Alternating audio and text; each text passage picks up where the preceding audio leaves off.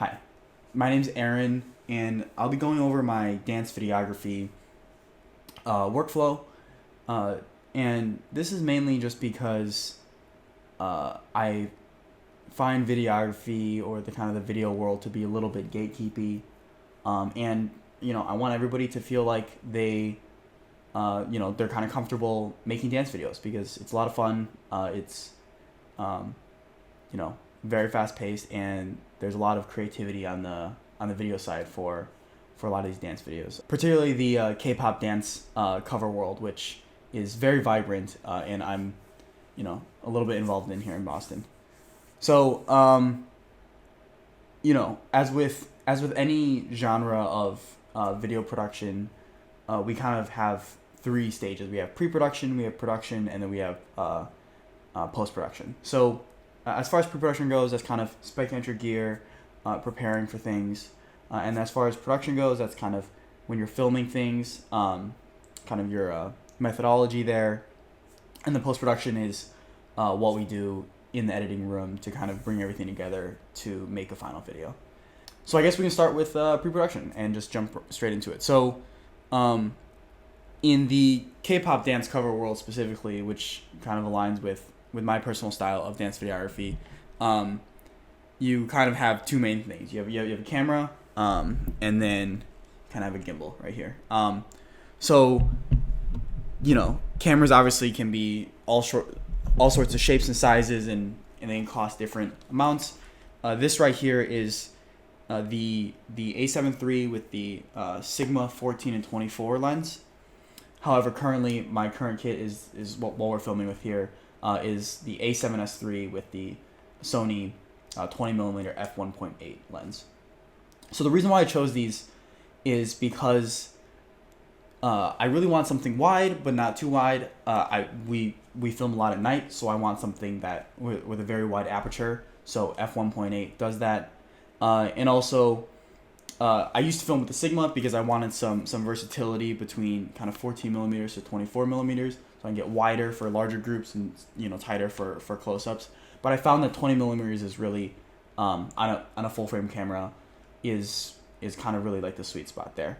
However, obviously the A7S III and the 20mm f1.8 are both very expensive lenses. So as far as other options go, I would recommend something like the Sony ZV-E10 or EVZ10. And Sony just dropped a few APS-C lenses, the like 11mm f1.8 or something, or like f2s. Something like a Blackmagic Pocket Cinema 4K. Some other videographers use paired with the some Laowa like 9mm or 11mm lenses. So that's also another option. I personally went with Sony because I like the in-body denoising. It just kind of speeds up my workflow, and also raw files are just didn't want to deal with that. I love the A7S III, the 422 10-bit color depth is incredibly robust, and I shoot an S-Log3, which is incredibly critical for just kind of getting the most dynamic range out of my camera. As far as gimbal choice goes, so the gimbal that you choose depends on which kind of camera that you have. If you're filming with a phone, which phones are incredibly robust these days as far as videography goes, particularly iPhones. iPhones are really best of the best. I mean, like the new iPhone 14 is just insane with video. You can go with a smaller gimbal. Brands that I'd recommend, DJI and Jiyun are really kind of like the two top contending brands there. To kind of step it up one notch, you have the Jiyun Crane M3, which I recently recommended to a friend to pair with their Sony ZV-E10, and that's a little bigger. It works for kind of like small form factor cameras, but I was actually able to fit my A7S III kit on there, which is crazy. So it does work with slightly larger cameras, and that's a tiny gimbal, super small.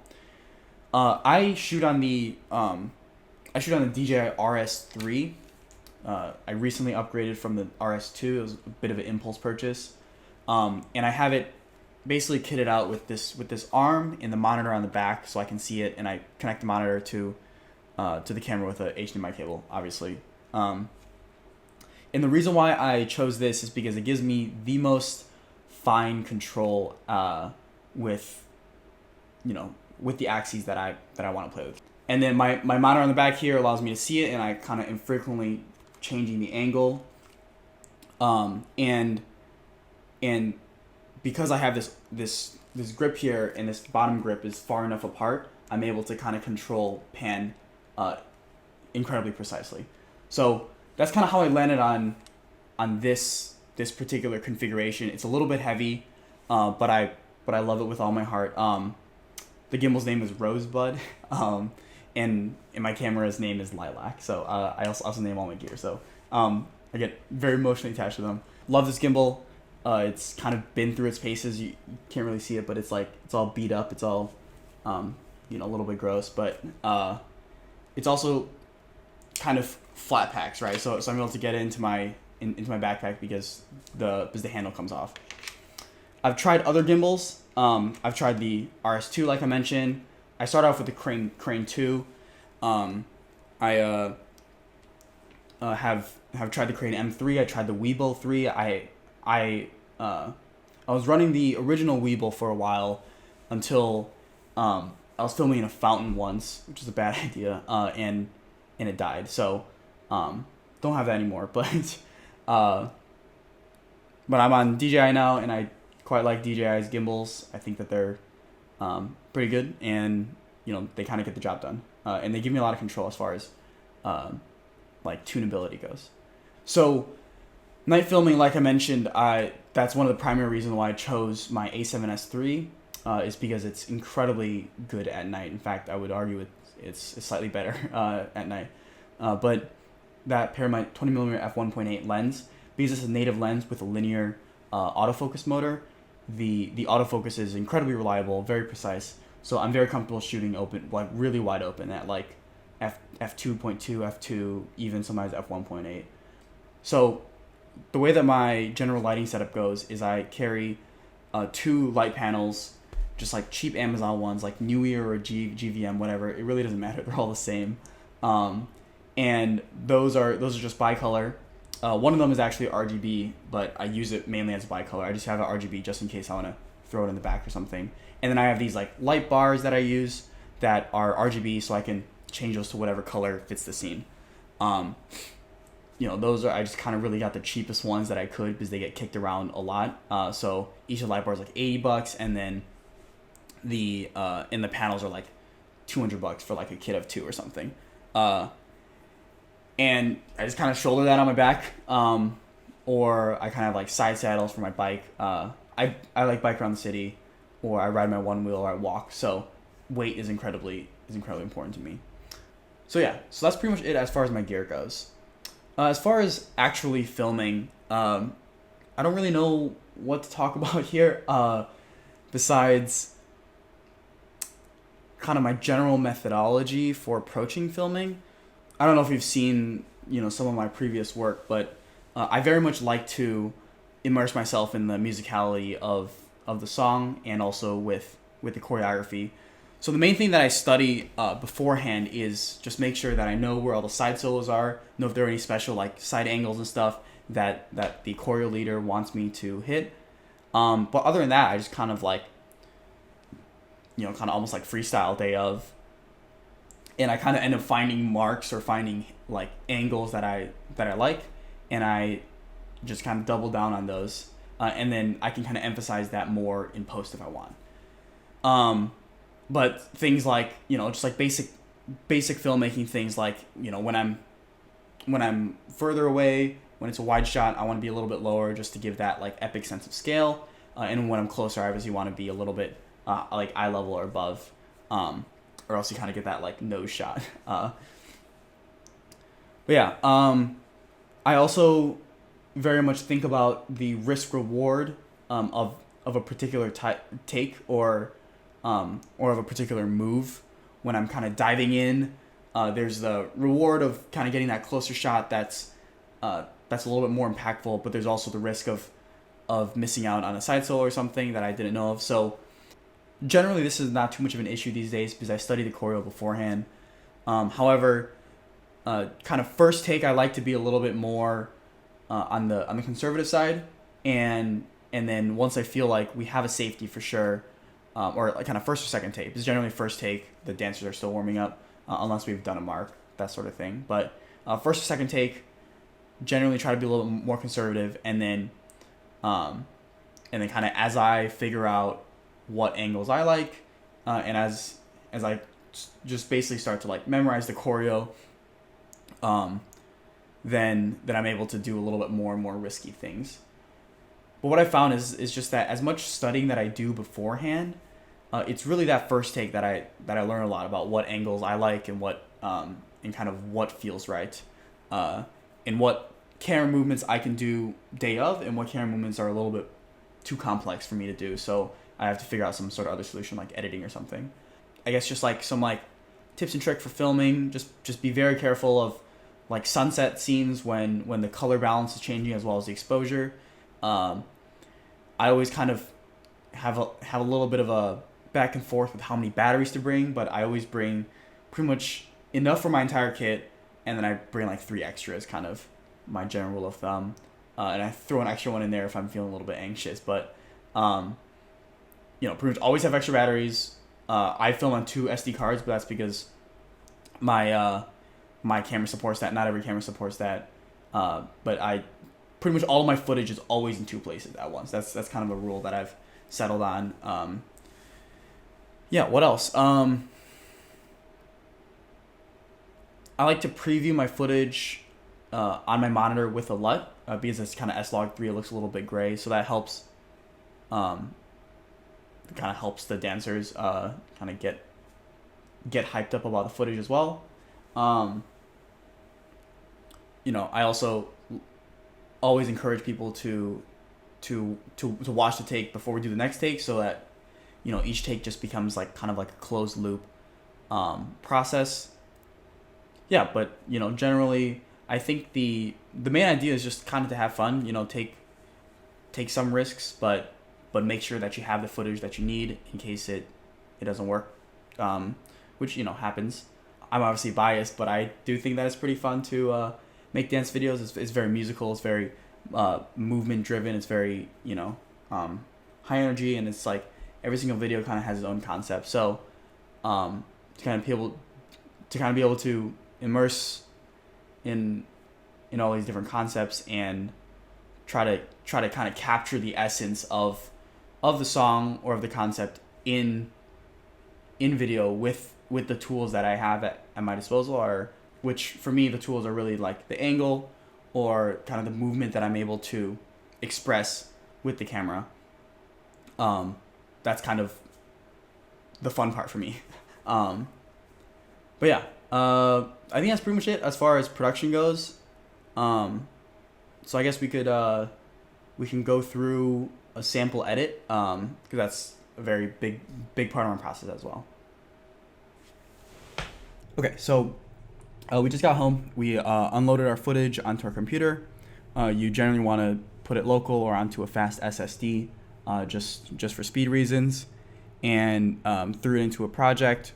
Created a new project in Premiere or your nonlinear editor of choice, and basically the first step here is to create what we call a multicam. So a multicam is basically split of all the takes synced up, so that the choreo leader can go in and choose which takes at which time codes that they want. So we'll just use Off-Brand Good Boy Gone Bad, which is one of my favorite projects from over the summer. So here we have all the footage, and here we have all the audio dropped in. And so what we did here was I'll unsync it. So what we did here was we dragged in all our footage, and we basically did a kind of highlighted all of that along with our audio, and we did a right click synchronize, and then you just want to synchronize using audio. What I also like to do is to have our logo animation in our multicam as well. That way we can get a rough idea of between the multicam and the actual V1 or onwards, we maintain relatively similar time codes, because it does get a little bit confusing sometimes when people are referencing between multicam time codes or V1 time codes. So I try to keep that consistent. But yeah, we have a multicam here. So the critical thing is to, and I have it set up in my template here. Each of these videos is basically at a different, is kind of scaled down to whatever scale it needs to be, and is at a different position. So both XY coordinates, and that's how we're able to kind of get kind of like different splits and to be able to lay it across. And over here on this info screen that I have just some info about the song and when it was filmed, and then time code, and then which shot it is, so that so there's no confusion which shot is take 3 and which shot is take 4. I think this was.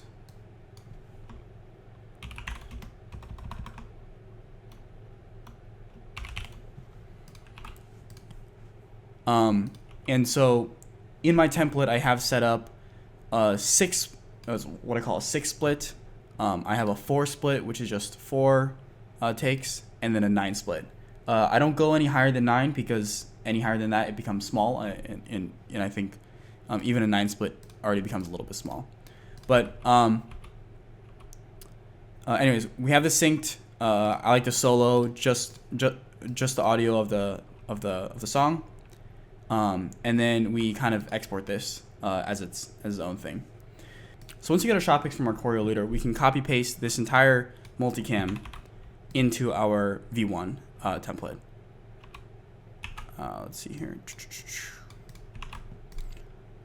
So we have our logo here. We want to bring it above, and so the first thing I want to do is kind of get rid of the info, obviously, and then we want to remove attributes. So removing attributes will reset all of our video takes to be centered in 100% scaling, which is what we want.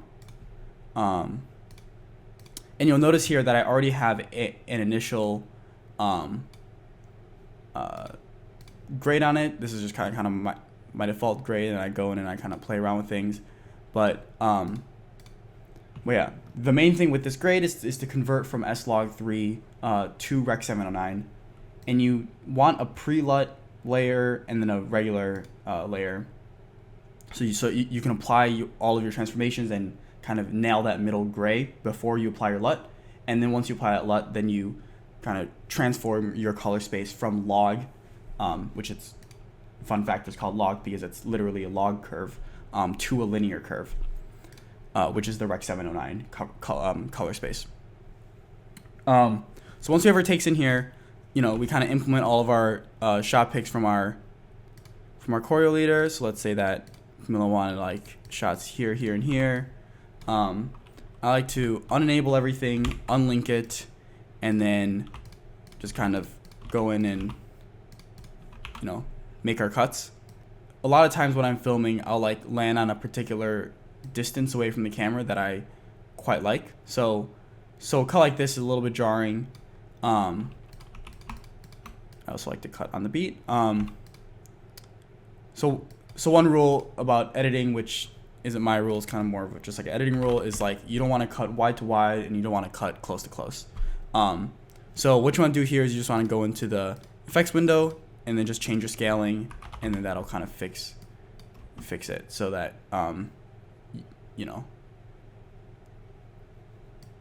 it's still not a great cut, but you kind of see my point, is like you want to cut from wide to close to wide, and a lot of times too you want to make sure that the center point that the audience is looking at is kind of the same spatially between the shots, so that also helps ease it.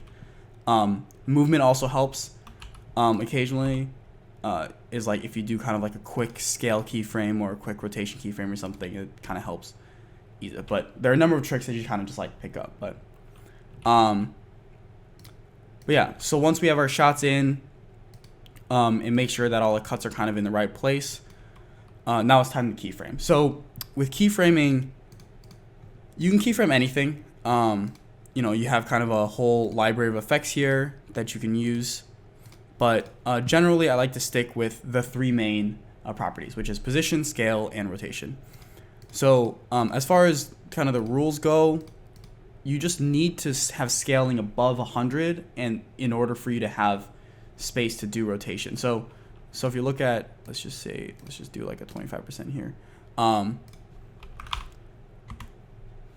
So if you look at this blue box, that's how much almost like budget we have in order to do a rotation keyframe.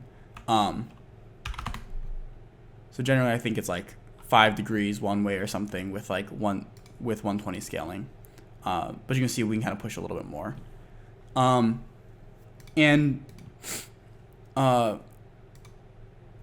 like to keep all of my rolls virtual,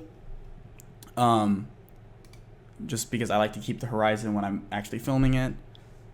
So that's kind of another thing that I do. Let's see here. I also keep my scaling in between 105% and 150%. 105% because in case I'm messing around with curves too much, that I don't back out too much and start to see black border. And then 150% because I don't like to go too much more than that, because then you start to really notice the missing pixels.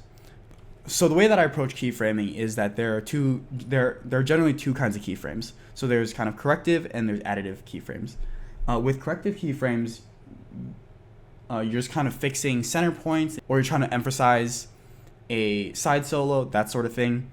And with an additive keyframe, that's kind of adding an actual camera movement that aligns to the music or aligns to a move or something. Generally, when transitioning between the two, I use what I call the law of infinity. I don't know, I just come up with words for things. But the law of infinity is just that I can go between two keyframes, and if the time between them is long enough, you effectively won't notice it. So I can kind of go from, for example, I'm going from 120 to 140 right here, and you just won't notice it because it's it moves so slowly. But as far as additive keyframes go, I like to bound everything first. So I add an extra keyframe that's of the same kind of value. I always do this drop down so I can see my curve. And this curve is basically just like in calculus class when you had kind of velocity over time curve. So let's say that I want to do a hit between 120 and 150 scaling. So what you want to do here is you just kind of do an easy in, and then you'll see this curve.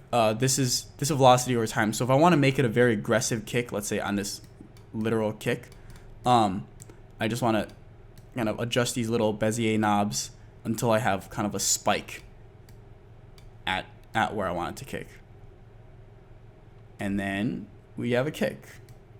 And you can see that you can kind of play around, and this is kind of like where the secret sauce is, right? Is like you just play around with the movement and the motion until you kind of get the level of energy or the duration of energy or the kind of energy that you're looking for with the camera movement. And then it obviously starts to compound in complexity as you start playing with position, as well as scaling, as well as rotation. But as a general rule of thumb, I do like to bound everything so that everything kind of stays neat, and you can kind of copy paste this anywhere. That makes sense. And then, and also once you start playing with like cuts and stuff, you can do really interesting movements between takes and stuff. But yeah, generally my toolbox is within this like drop down of our effects control window, motion with position, scale, and rotation. So I just generally play around with those until I like it, and then kick out a V1, and then we kind of go from there. Okay, cool. Yeah, feel free to ping me if you have any questions. I'll probably follow up this video with a better explained version.